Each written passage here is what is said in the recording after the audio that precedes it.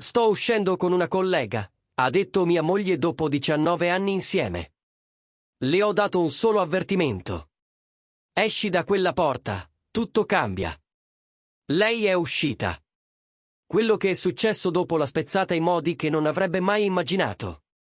Non ho litigato, non ho supplicato, non ho fatto scenate.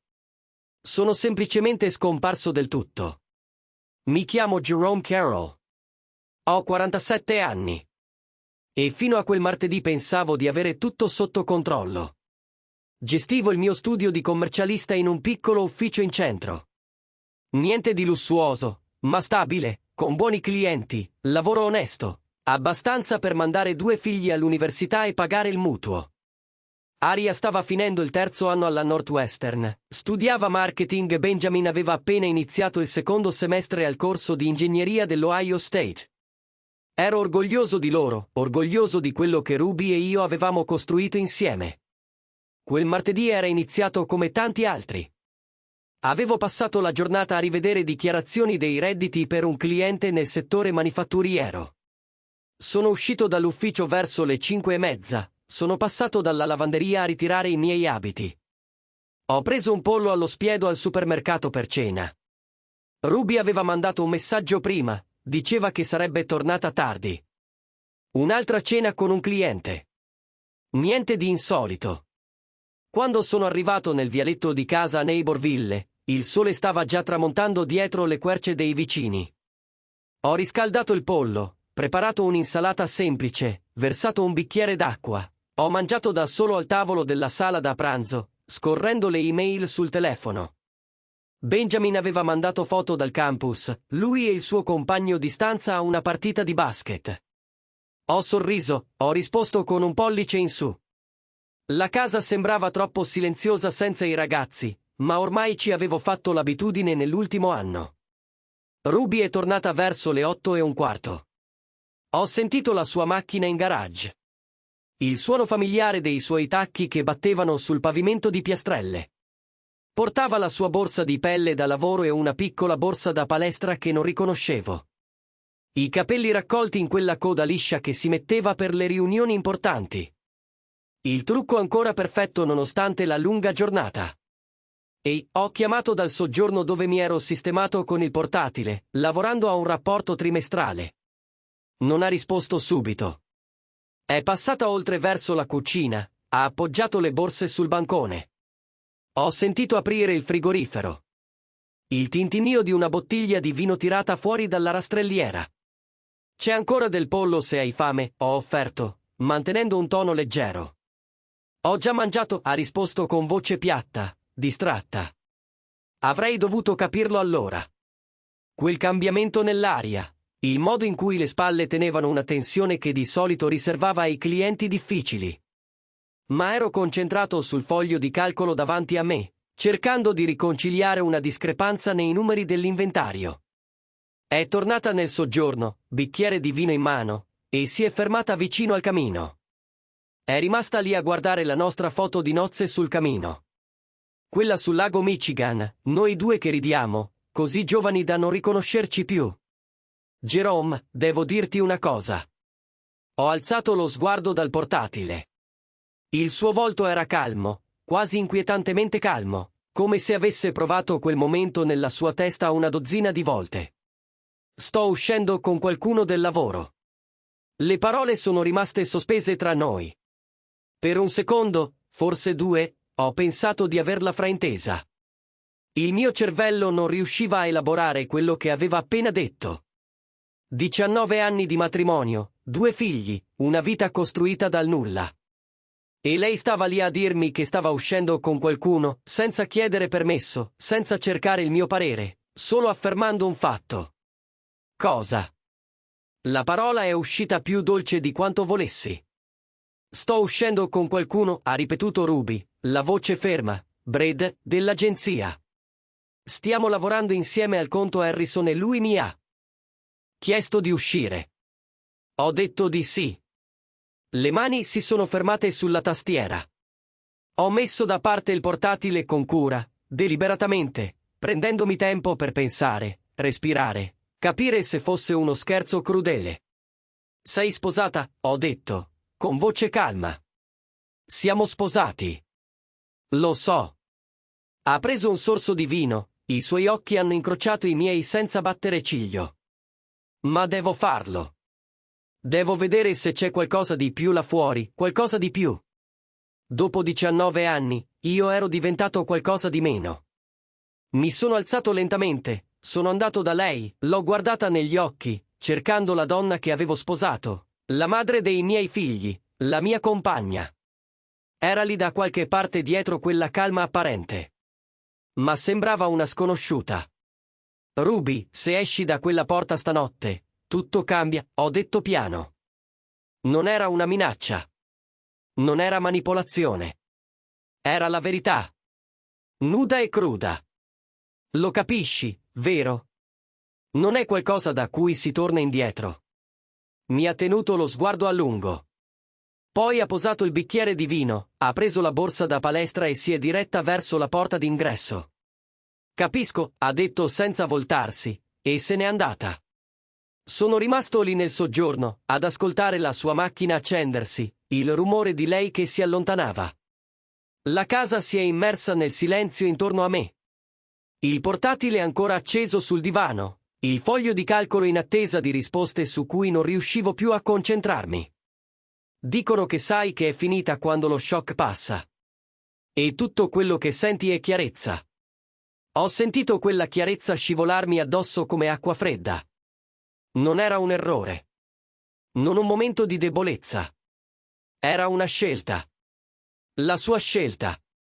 Sono andato in cucina, ho versato il vino abbandonato nel lavandino, ho sciacquato il bicchiere e l'ho messo in lavastoviglie. Poi sono salito in camera da letto e ho aperto l'armadio. Era il momento di fare una scelta anche per me.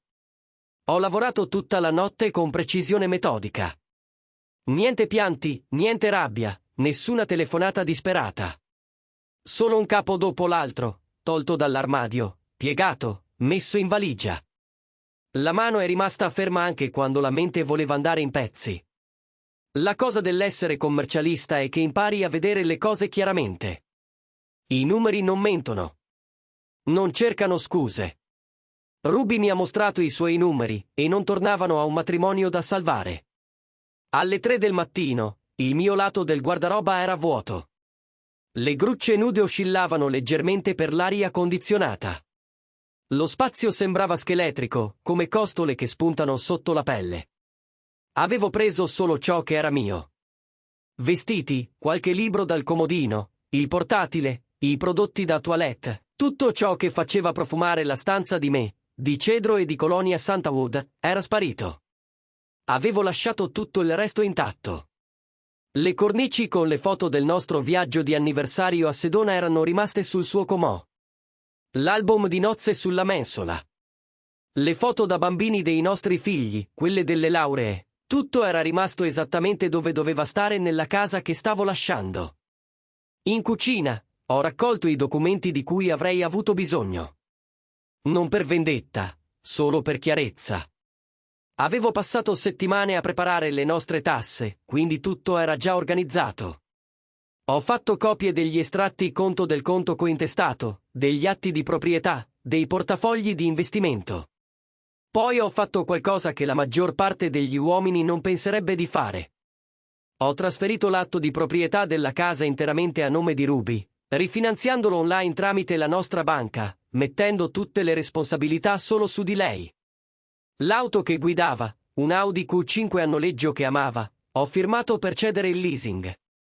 Il conto corrente cointestato. Ho ritirato la mia metà, aperto un nuovo conto in una banca diversa, lasciando una parte intatta, più $5.000 extra. Ci sono volute 4 ore di pratiche, ma all'alba ero legalmente estratto dalla nostra vita condivisa.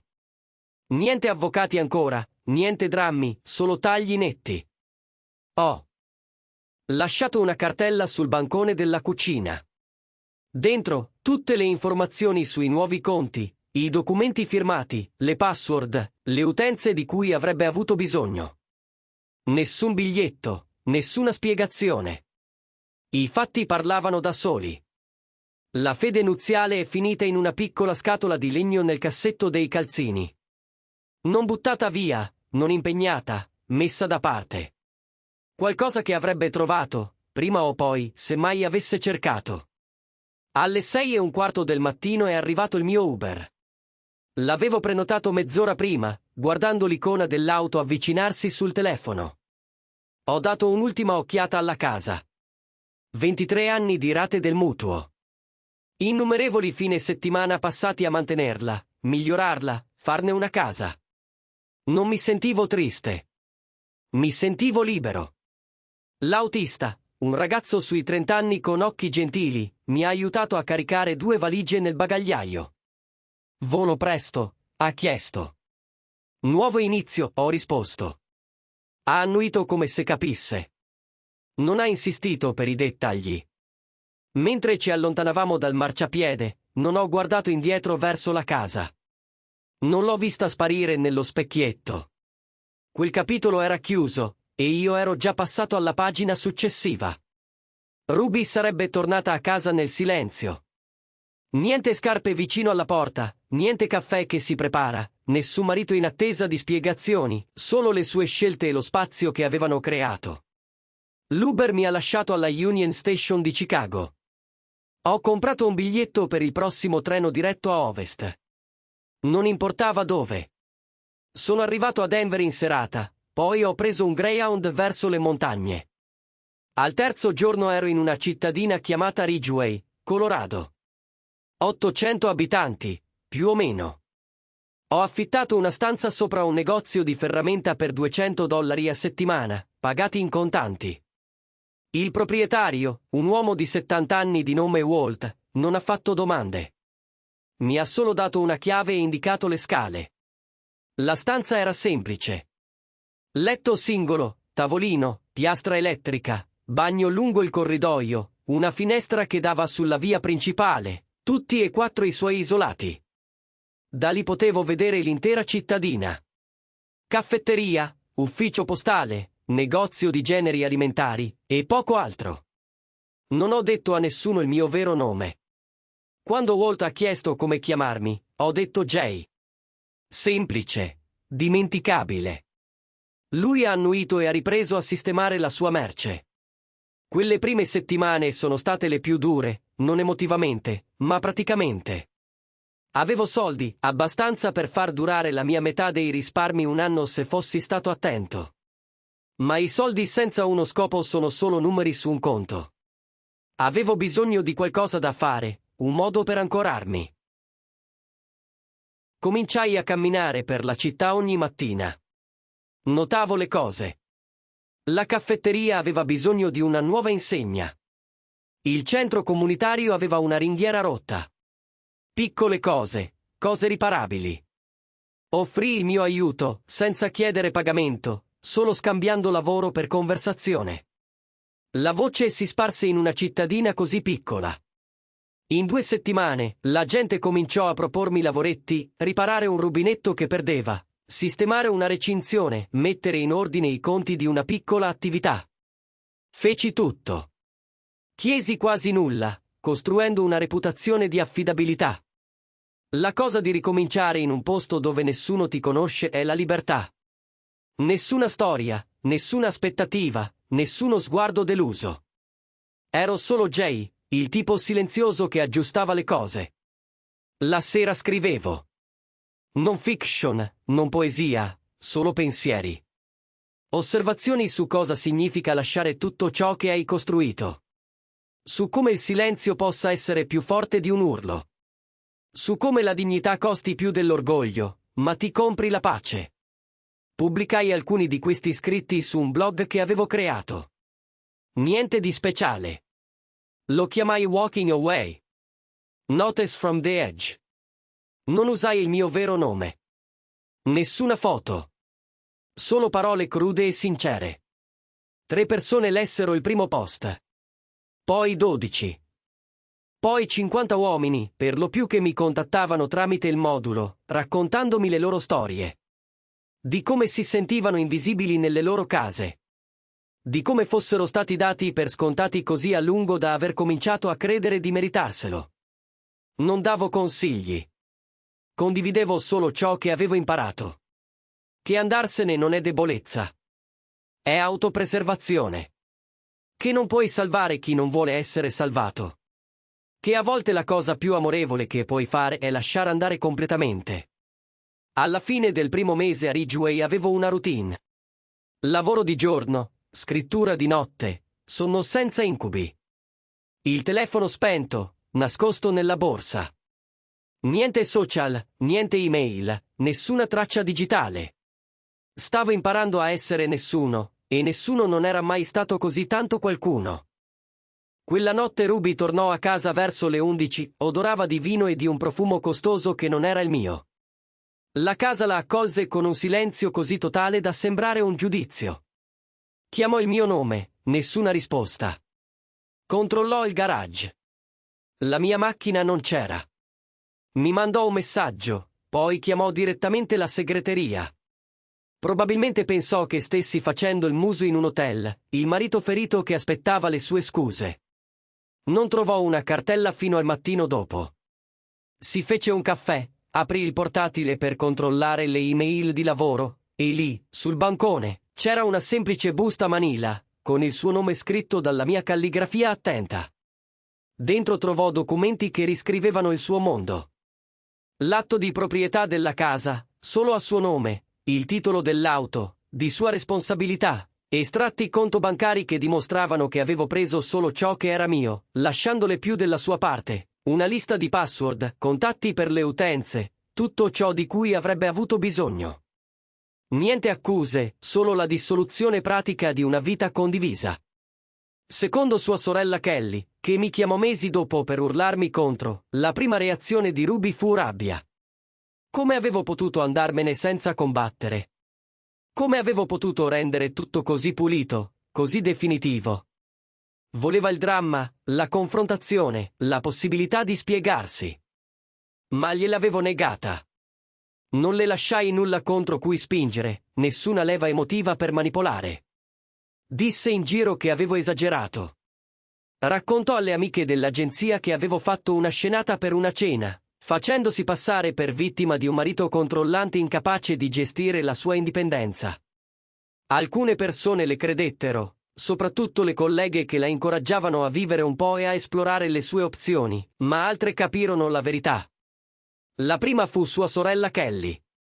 Chiamò Ruby il giorno dopo e le chiese senza mezzi termini se davvero si aspettava che restassi mentre lei frequentava un altro.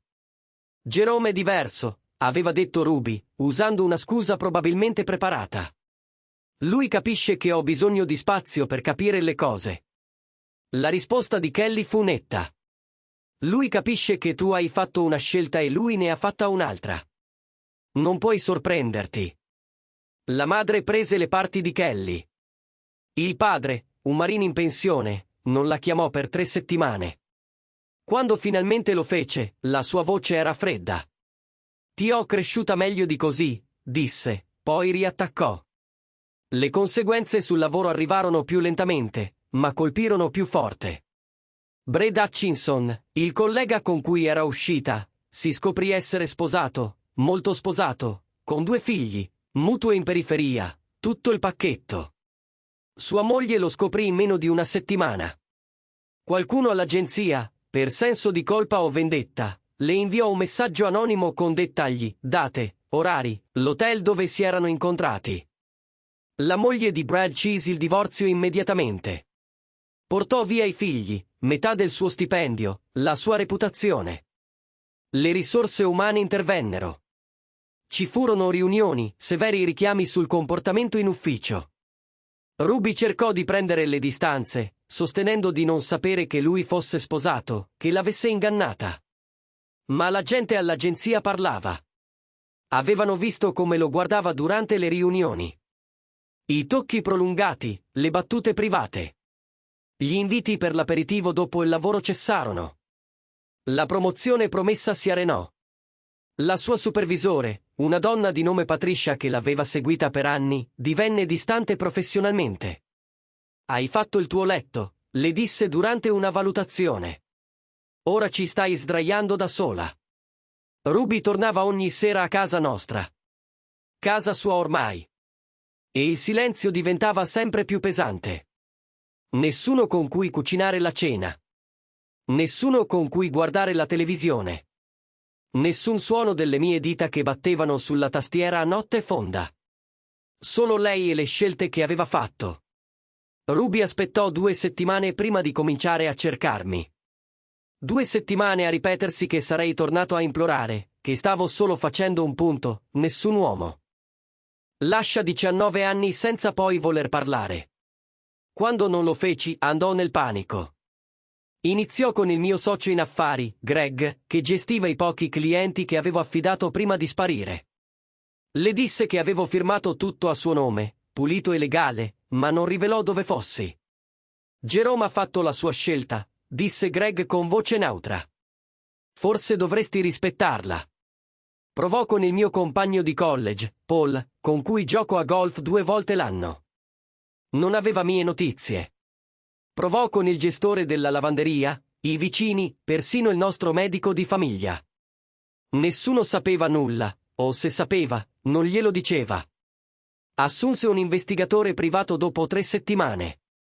Una donna di nome Susan Reeves, molto raccomandata. $200 l'ora. Susan cercò tra i movimenti delle carte di credito, non trovò nulla dopo la corsa in Uber fino alla Union Station. I prelievi bancari si fermarono dopo l'apertura del nuovo conto. Nessuna traccia digitale, nessuna attività sui social, nessuna pista cartacea. È come se fosse evaporato, disse Susan durante il secondo incontro. Nessun segnale del cellulare, nessun nuovo contratto per utenze, nessun record di lavoro. Se è là fuori, vive completamente fuori rete. Ruby le pagò un'altra settimana di ricerche. Susan tornò con una sola pista, appena degna di nota. Una coppia in pensione di Oak Park aveva visto qualcuno che corrispondeva alla mia descrizione in un'area di sosta in Iowa. Barba, più magro, diretto a ovest. Tutto qui. Trovò il mio blog per caso, scorrendo i risultati di ricerca alle 2 di notte, bicchiere di vino in mano. Walking Away. Notice from the Edge. Nessun nome d'autore, nessuna foto, solo saggi su ricominciare, sulla dignità, sulla forza silenziosa di scegliere se stessi. Lo stile di scrittura le sembrò familiare. Il modo in cui le frasi erano costruite, precise e misurate. Le osservazioni sul matrimonio, sull'essere dati per scontati, sul vedere chi ami diventare uno sconosciuto. Un post la fermò di colpo. Si intitolava Il bicchiere d'acqua. Posai il bicchiere con tanta cura quella notte. C'era scritto, non volevo fare rumore. Non volevo aggiungere suoni a ciò che già si stava spezzando. Se ne andò come se non fosse niente, come se 19 anni potessero essere liquidati con un'alzata di spalle e una borsa da palestra. Non piansi. Non implorai. Cominciai solo a mettere in valigia un capo alla volta. E con ogni indumento piegato, mi sentivo più leggero, non spezzato, libero. Lo lesse 4 volte, le mani tremanti. Doveva essere lui. I dettagli erano troppo specifici, troppo vicini. Ma non c'era modo di confermarlo, nessun contatto, nessun modo per raggiungere chi scriveva quelle parole. La sezione commenti era piena di uomini che ringraziavano l'autore, raccontavano le loro storie. Dicevano che quelle parole avevano dato loro il permesso di andarsene, di scegliere se stessi, di smettere di essere invisibili. Ruby chiuse il portatile e rimase a lungo al buio. Da qualche parte là fuori, stavo aiutando altri uomini a fare ciò che avevo fatto a lei. Stavo trasformando il nostro matrimonio in lezioni per estranei, e lei non poteva farci nulla. L'investigatore le inviò il rapporto finale una settimana dopo. Nessun indirizzo attuale, nessun record di lavoro, nessun contatto, solo una nota in fondo. Il soggetto è effettivamente scomparso. Suggerisco alla cliente di chiudere la ricerca e andare avanti. Ruby pagò il conto e smise di cercare. Non perché avesse accettato, ma perché aveva finito i posti dove cercare. Ero diventato un fantasma nella mia stessa vita. E i fantasmi non possono essere trovati da chi li perseguita. 6 mesi nella mia nuova vita, avevo costruito qualcosa di inaspettato. Non ricchezza, Non status, solo pace. In una piccola comunità che mi apprezzava per ciò che facevo, non per ciò che non ero riuscito a essere. Il blog era cresciuto oltre ogni previsione. 10.000 lettori al mese, poi 20.000, poi 50.000. Un'editrice di una piccola casa indipendente di Portland mi contattò tramite il modulo. Si chiamava Rachel Kim. Aveva letto ogni post, vedeva qualcosa in quella crudezza che poteva diventare di più. Hai mai pensato di trasformare tutto questo in un libro? Mi chiese durante la nostra prima telefonata. Io no. Il blog era terapia, un modo per elaborare ciò che era successo. Ma mentre parlavamo, l'idea prese forma. Non un memoire esattamente, ma una guida, una mappa per uomini che si erano persi in matrimoni che avevano smesso di apprezzarli. Voglio restare anonimo, le dissi. Niente foto, nessun nome vero, niente pubblicità. Rachel acconsentì. Le parole contano più del volto che le scrive. Lavorammo per 8 mesi. Scrivevo la sera, dopo i miei lavori da tuttofare, le mandavo i capitoli, lei li correggeva e me li restituiva. Il processo era meticoloso, doloroso, a volte risvegliava ricordi che cercavo di seppellire, ma era anche catartico. Ogni capitolo finito era come un peso in meno. Un altro pezzo del vecchio Jerome lasciato indietro. Lo intitolammo L'uomo che camminava silenzioso. Rachel disegnò una copertina minimalista, solo la silhouette di un uomo su un sentiero di montagna all'alba. Niente foto dell'autore, solo lo pseudonimo J.R. Maris. Il libro uscì di martedì, a ottobre. Rachel mi spedì la prima copia. La tenni tra le mani nella mia piccola stanza sopra il negozio di ferramenta di Walt. Sembrava irreale vedere il mio dolore trasformato in qualcosa di tangibile, qualcosa che potesse aiutare qualcun altro. Le vendite partirono lente, poche decine di copie nella prima settimana.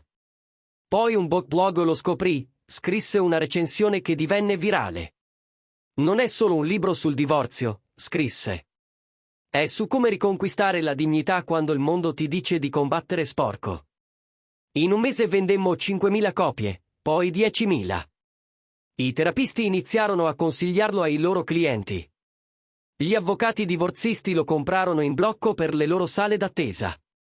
3 mesi dopo l'uscita, Rachel mi chiamò con una notizia che mi fece posare la tazza di caffè. Sei al primo posto, disse. Lista dei bestseller del New York Times, non fiction, copertina rigida. Stetti nella mia piccola stanza a guardare le montagne che erano diventate il mio rifugio e provai qualcosa che non sentivo da anni. Non esattamente orgoglio, ma una convalida. La prova che andarsene non ti rendeva debole. Ti rendeva umano. I diritti d'autore iniziarono ad arrivare. Più soldi di quanti ne avessi bisogno, più di quanto avessi previsto. Continuai a vivere semplicemente. Misi la maggior parte in investimenti. Ne donai una parte al centro comunitario di Ridgeway che mi aveva dato lavoretti quando ero arrivato. Non ero più Jerome Carlisle. Ero J.R. Maris, un nome che significava qualcosa di diverso, qualcosa di più forte. E da qualche parte in Illinois, Ruby non aveva idea che il marito scomparso fosse diventato qualcuno a cui il mondo stava iniziando ad ascoltare. Ruby entrò nella Barnes & Noble nel centro di Naperville un sabato pomeriggio di fine novembre. Aveva bisogno di un regalo per il compleanno del suo capo, qualcosa di neutro e professionale. Un libro sembrava l'opzione più sicura. L'aria fuori era gelida, minacciava la prima vera neve della stagione. Dentro, il negozio era caldo, odorava di caffè e giornali.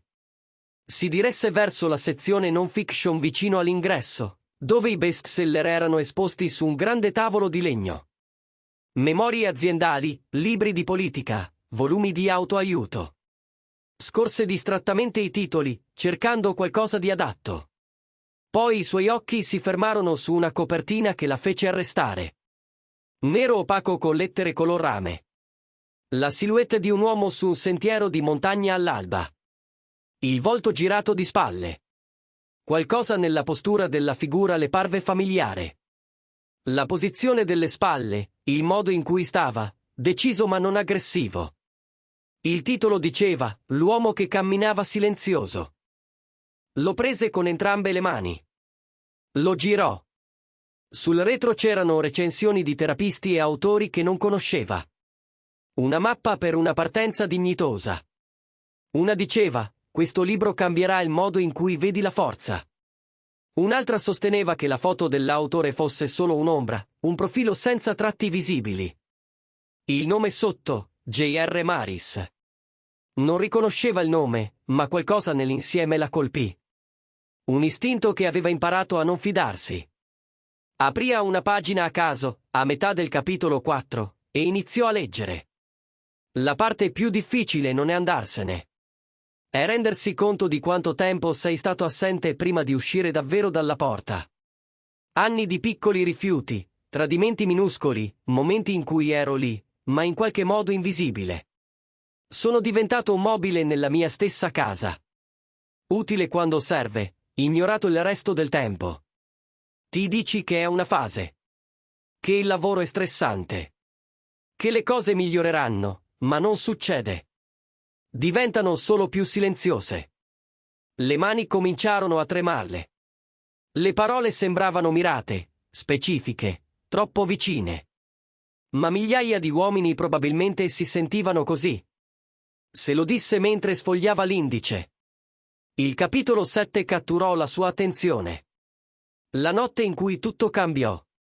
Lei mi disse che sarebbe uscita con qualcuno.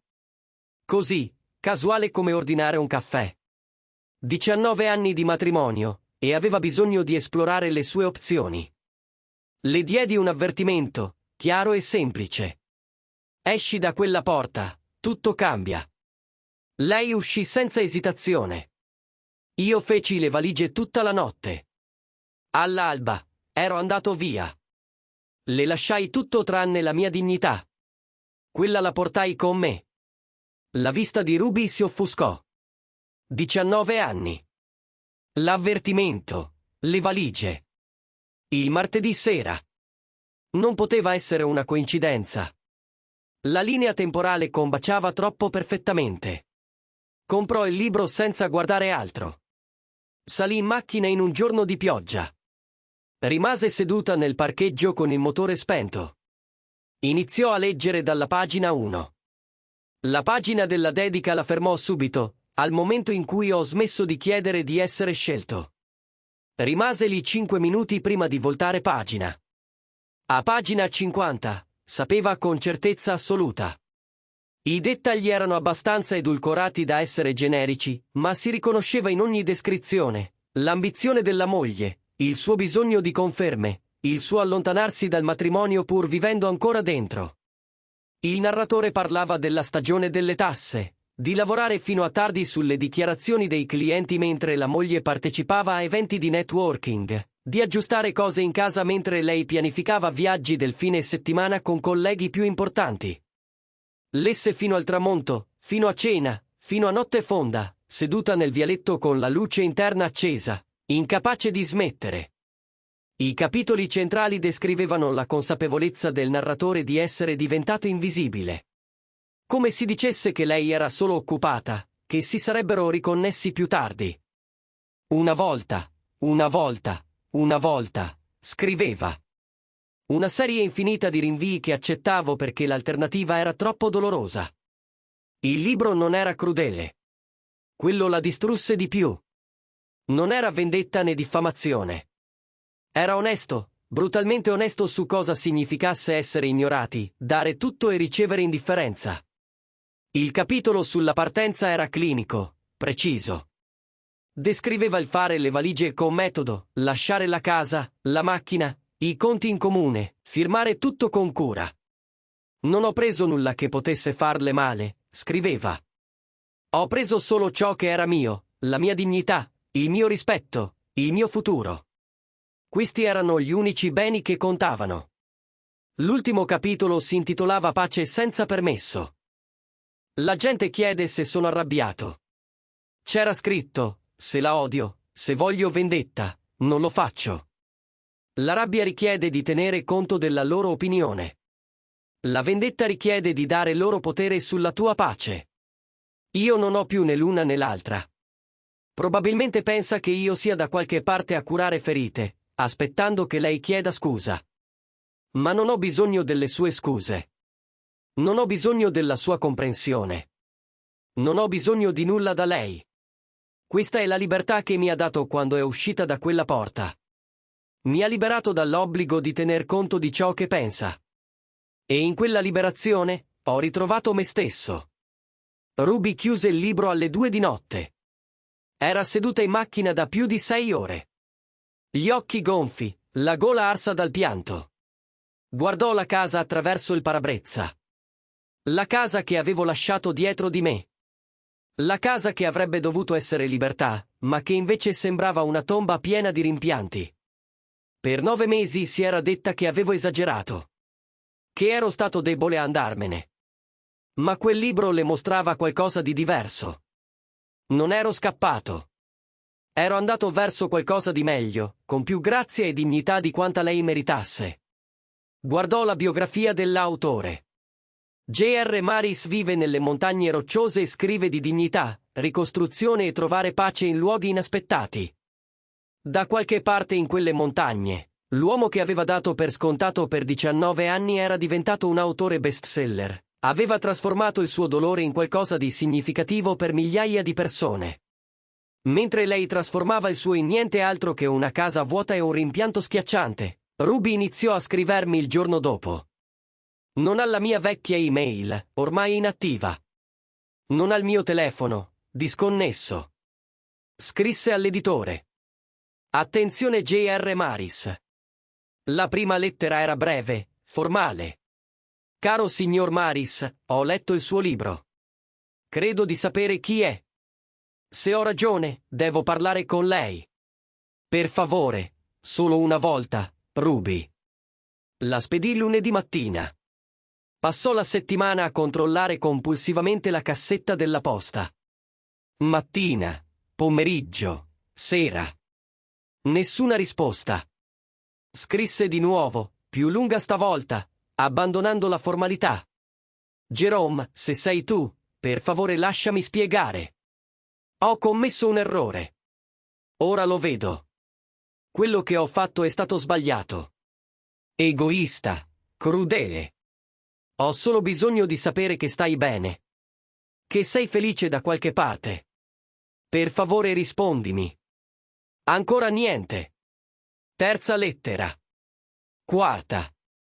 Alla sesta settimana, ne aveva spedite 11. Ognuna più lunga, più sincera, più disperata della precedente. Ho perso tutto, scriveva nella nona. Il mio lavoro ha promosso un altro. I miei amici hanno smesso di chiamarmi. Aria non parla con me per più di 5 minuti. Benjamin risponde ai miei messaggi con una sola parola. Perfino i miei genitori mi guardano come se fossi una sconosciuta di cui sono delusi. So di meritarmelo. So che sono le conseguenze di quello che ho fatto, ma per favore dimmi solo che stai bene. È tutto ciò che devo sapere. La lettera 12 descriveva di aver visto Brady in un bar. Sua moglie lo aveva distrutto nel divorzio. Ha preso i figli, la casa, metà della pensione. Lui ha provato a parlarmi, voleva ricordare quello che avevamo. Me ne sono andata senza dire una parola. Quello che avevamo non era niente. Ho distrutto il mio matrimonio per nulla. Alla lettera 15, scriveva alle 3 del mattino, ubriaca di vino e disperata. Pensi mai a me? Mi odi? Spero che tu mi odi. Sarebbe un segno che conto ancora, anche se in modo negativo. L'idea che tu possa non sentire nulla, che io sia completamente irrilevante per te ora. È peggio dell'odio. Almeno l'odio è un'emozione. Almeno significa che esisto ancora nel tuo mondo. Raccontava del ringraziamento da sola. Ho cucinato un tacchino per uno, ho apparecchiato come facevamo con la buona porcellana.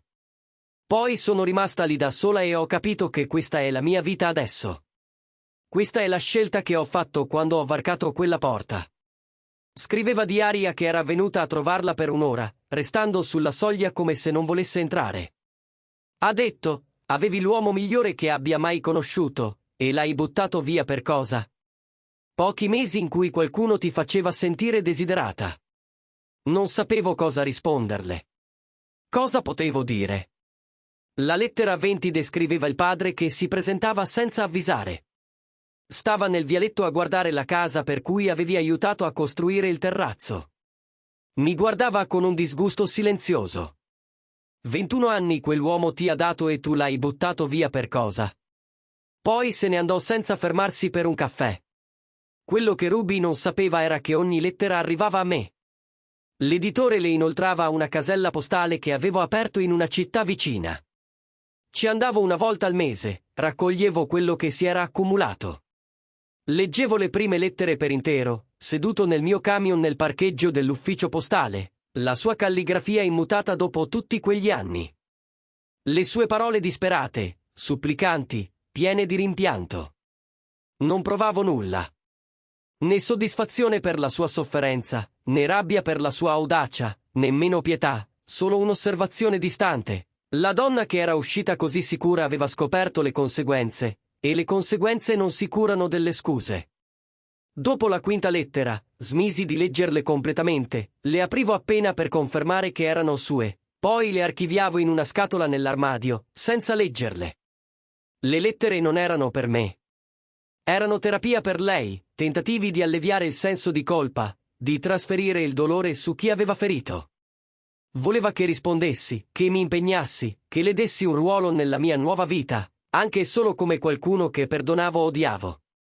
Ma non glielo concessi. Non perché fossi crudele o vendicativo. Perché il suo dolore, il suo rimpianto, la sua sofferenza, non erano più mia responsabilità. Dopo la lettera 23, smisero di arrivare. O aveva rinunciato, o aveva finalmente accettato ciò che sapevo da quella sera di martedì di marzo, quando aveva varcato quella porta. Alcune porte, una volta chiuse, non si riaprono. Alcuni ponti, una volta bruciati, non si ricostruiscono. Alcune persone, una volta che te ne vai, restano lontane per sempre. Non ero senza cuore. Ero onesto con me stesso. E l'onestà, la vera onestà, a volte somiglia al silenzio.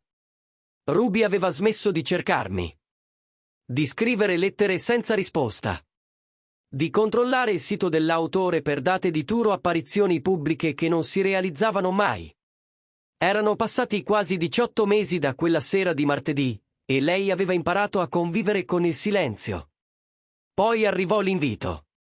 Una busta spessa color crema, indirizzata a mano, consegnata da un corriere al suo ufficio un mercoledì pomeriggio. Il suo nome scritto in elegante calligrafia che non riconosceva. Nessun indirizzo di ritorno. All'interno, carta intestata in rilievo annunciava un evento letterario esclusivo. Una serata con voci contemporanee. Una conversazione privata su resilienza e ricostruzione. Luogo, un piccolo locale a Boulder, Colorado. Data, tra 3 settimane. Posti limitati. Solo su invito. In fondo, in caratteri più piccoli, relatore principale J.R. Maris.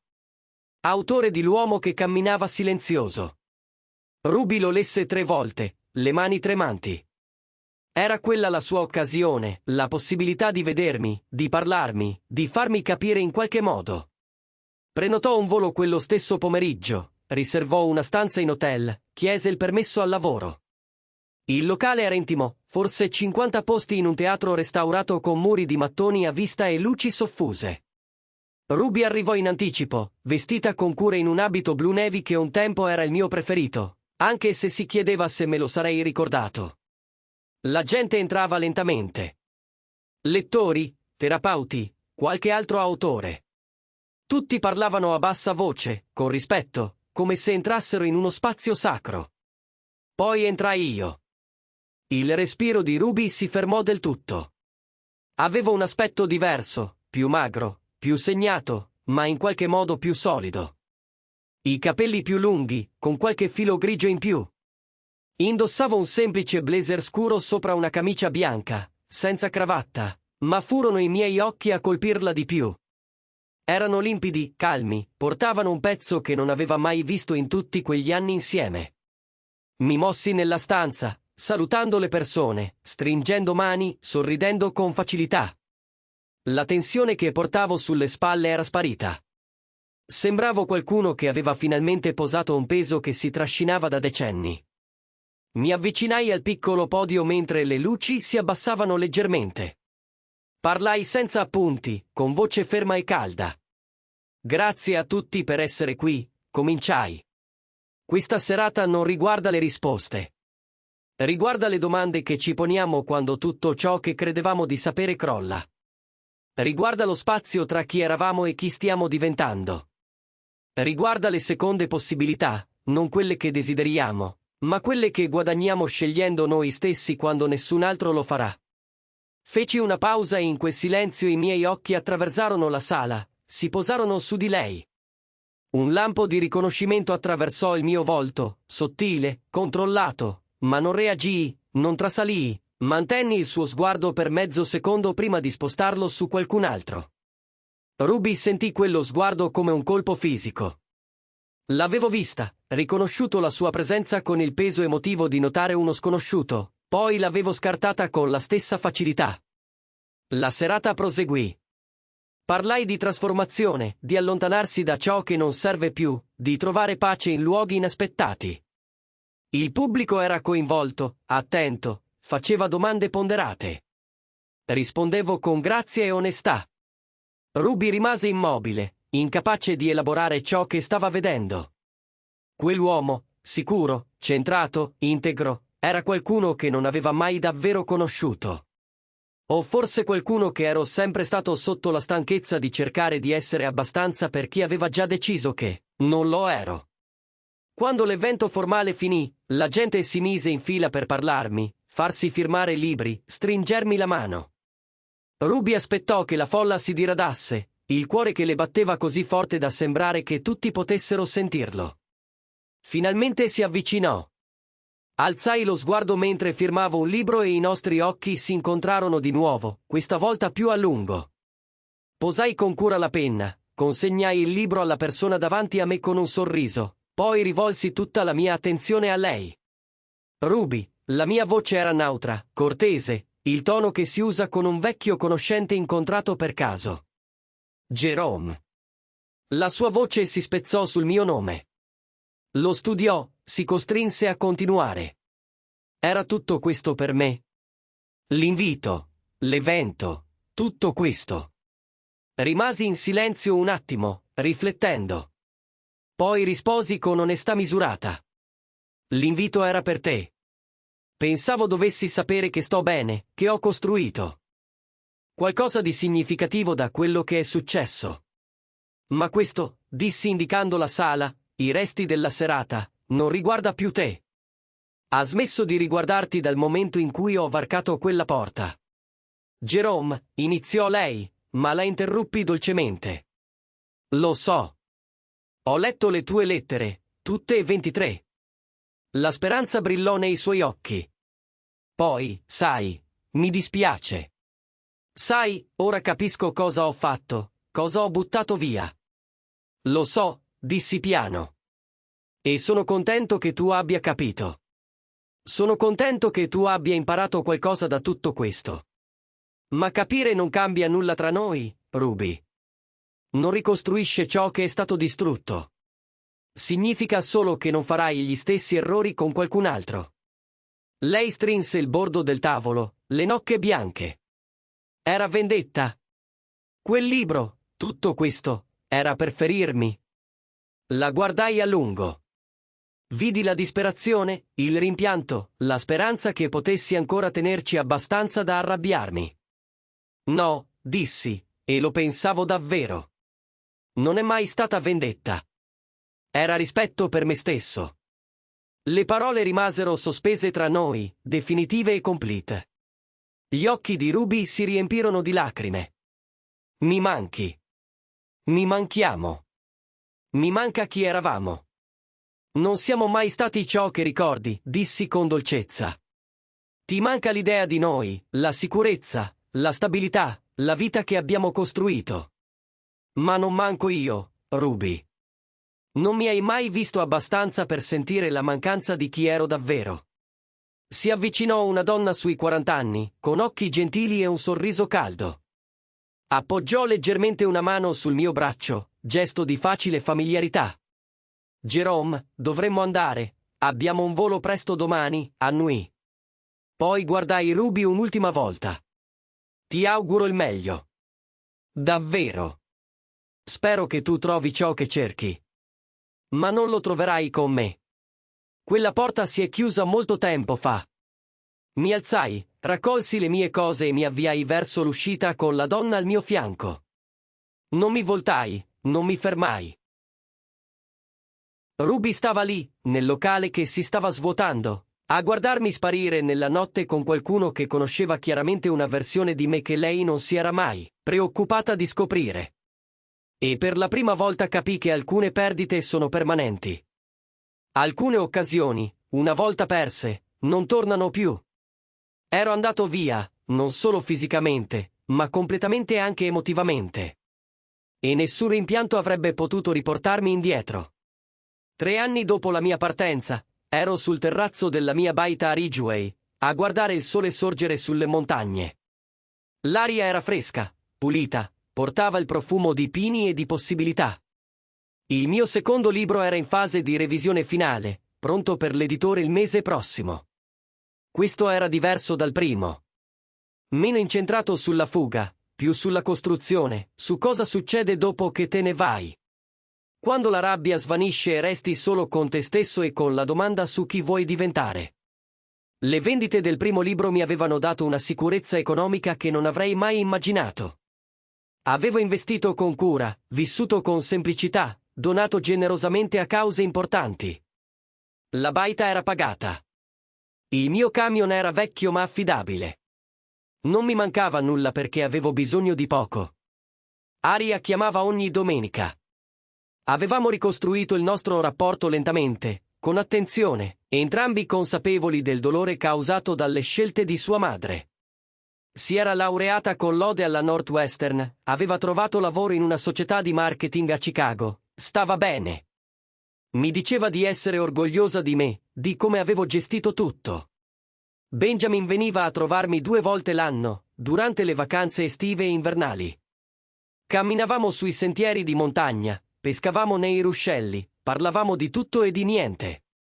Una volta, seduti attorno al fuoco, mi disse che gli avevo insegnato la lezione più importante della sua vita, che andarsene di fronte al mancato rispetto non è debolezza, ma saggezza. Il tour per l'uomo che camminava silenzioso mi aveva portato in 15 città. Avevo incontrato migliaia di uomini che si riconoscevano nella mia storia.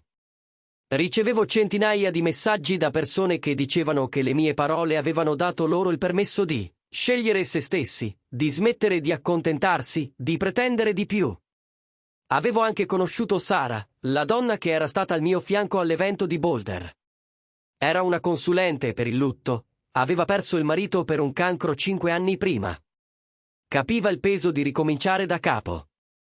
Ci frequentavamo da 8 mesi, con calma, costruendo qualcosa su basi di onestà e rispetto reciproco. Non mi chiedeva di essere altro da quello che ero.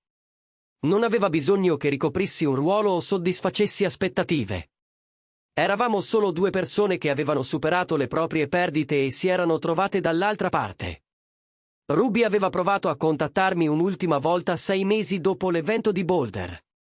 Una sola email, che in qualche modo era passata attraverso i miei filtri. Aveva scritto che aveva iniziato la terapia, stava lavorando per capire i suoi schemi, il bisogno di conferme esterne, la paura di invecchiare che l'aveva spinta a fare scelte distruttive. Diceva di sperare che io fossi felice, che stava cercando di diventare qualcuno che meritasse la felicità anche lei. Non chiedeva perdono né un'altra possibilità, solo si scusava e sperava che un giorno potessi ricordare le cose belle che avevamo avuto senza il dolore di come era finita. L'avevo letta una volta. Non avevo provato nulla se non una speranza lontana che trovasse la pace che cercava. Poi l'avevo cancellata, non per rancore, ma per chiusura. Quel capitolo della mia vita era finito e restarci dentro non serviva a nulla. Avevo imparato che guarire non significa dimenticare. Significa ricordare senza il dolore, trasformare il dolore in saggezza, il tradimento in confini, la perdita in lezioni che ti rendono più forte. In piedi su quel terrazzo, con il caffè in mano, le montagne che si stendevano all'infinito davanti a me, provai qualcosa che non sentivo da decenni. Pace completa. Non esattamente felicità, anche se ero felice, ma pace. Quella profonda, incrollabile, che nasce dal vivere in sintonia con chi sei davvero, invece di chi qualcun altro vuole che tu sia. Il telefono vibrò. Un messaggio da Sara. Buongiorno, uomo di montagna. Confermi per cena stasera? Sto preparando quella pasta che fai finta di non amare. Sorrisi stretto. Non me la perderei per nulla al mondo. Porto il vino. Semplice, facile, vero. Ero andato via da tutto quello che conoscevo, portando con me solo 2 valigie e la mia dignità. E avevo costruito una vita che era mia, completamente e assolutamente mia. Una vita in cui ero visto, apprezzato, scelto ogni giorno. Il vecchio Jerome, quello che si era ridotto a forme sempre più piccole per entrare nella vita di Ruby, non c'era più. Al suo posto c'era qualcuno più forte, saggio, completo. Non avevo più bisogno del permesso di nessuno per contare. Non avevo bisogno della convalida di chi mi aveva insegnato per 19 anni che non ero abbastanza. Ero abbastanza. Più che abbastanza. E l'avevo dimostrato all'unica persona di cui davvero importava l'opinione, me stesso. Il sole superò le cime, inondando tutto d'oro. Inspirai a fondo, espirai lentamente e sorrisi. Questa era libertà. Questa era pace. Questa era la vita che mi ero guadagnato avendo il coraggio di andarmene da quella che mi stava uccidendo lentamente, e era meglio di tutto quello che avevo lasciato dietro.